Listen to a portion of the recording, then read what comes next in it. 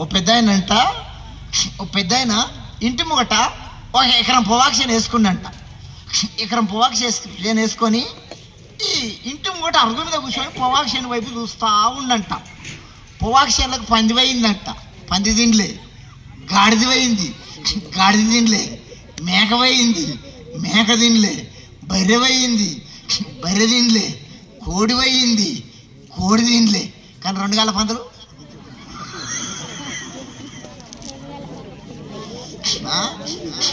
4 గాల గాడి తినది, 4 గాల పంది తినది, 4 గాల మేక తినది.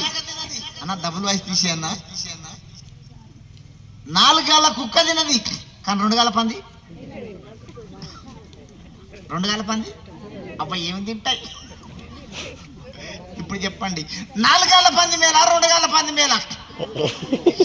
4 గాల పందే మేలు. పంది ఏం తింటుందో మీకు తెలుసు. ఇంతమంది ఓటికి ఏం చెప్తామండి? ఇంతకన్నా ఉంటాయి కొన్ని పందులు ఇక్కడ లేవా?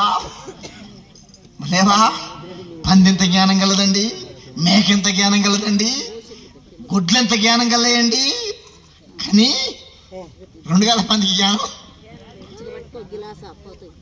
పంది తినదానికి క్యాన్సర్ రోగం రాదు, పంది తినదానికి ఊపిరితిత్తులు పాడు కావు, పంది తినదానికి లివర్ పాడు కాదు. కానీ 2 గాల పంది తినేది, 2 గాల పంది తినేది క్యాన్సర్ రా, ఊపిరితిత్తులు పాడుగావా? వాస్తవమండి, పంది కన్నా అన్యాయస్తులు గుట్కలు పాన్